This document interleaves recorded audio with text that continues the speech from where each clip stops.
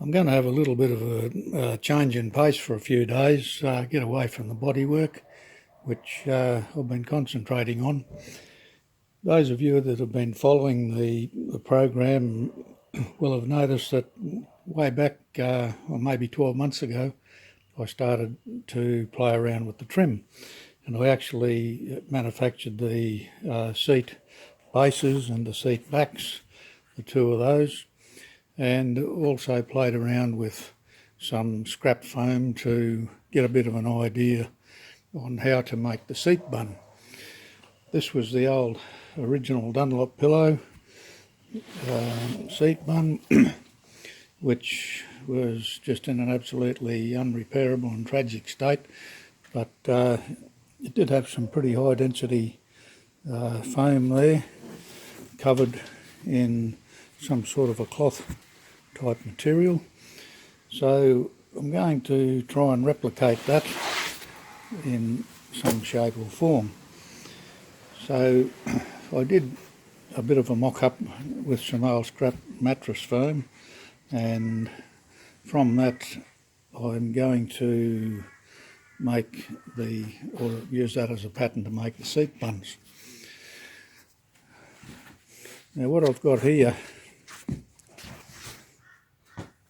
is some high density or reasonably high density seat foam. It's a green foam in Australia, and that's usually what we put into seat cushions. This is only 50mm thick, so I'm going to have to glue two pieces together to get the required thickness before cutting and shaping it. So I've got the foam cutter out, and I've cut those two pieces. That's the seat base I made, which you would have seen in a previous video. So I've marked two more out.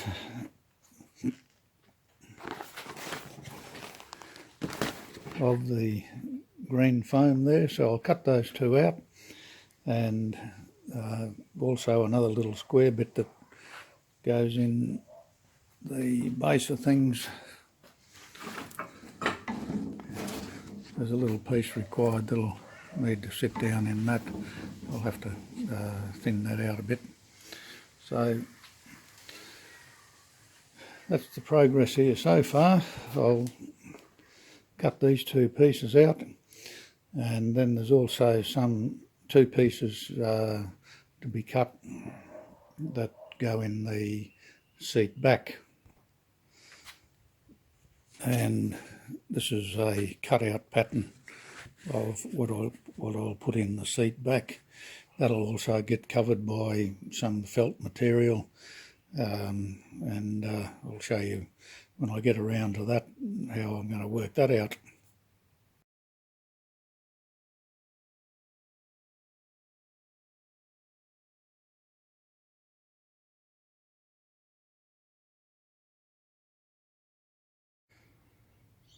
Okay, I've got all that foam cut out now. I've got all the 50mm thick pieces cut, and I've also done some thinner 30mm foam.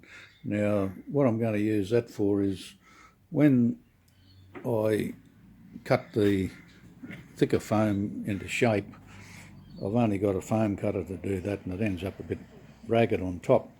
So what I'm going to do there is I'll take the 30mm foam and glue it over the top of that and smooth all of that out. We've got the seat bases all ready to go. I'm going to give them a little coat of black enamel, and the seat frames, they've all been sanded, blasted and painted in a Pt.47 type paint, which should give them some good protection. So the next thing to do is to spray some glue onto the foam pieces and join them all together, and then shape it up with the foam cutter. The glue I'm using will be this Bond contact fixed glue.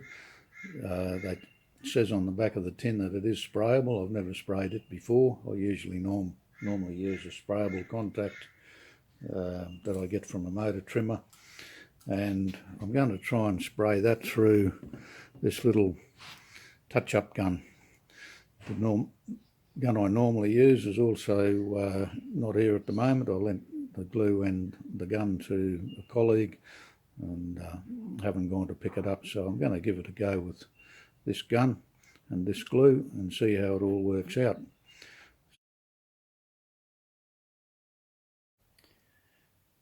Right, well, there's the first seat bun finished.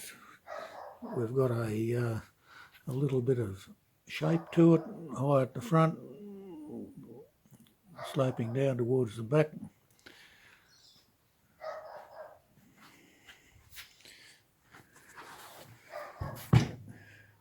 We've got a piece there, roughly cut out, I guess, but that goes down into the mesh portion there, and when we put it all up there, I think that's going to be quite a good result.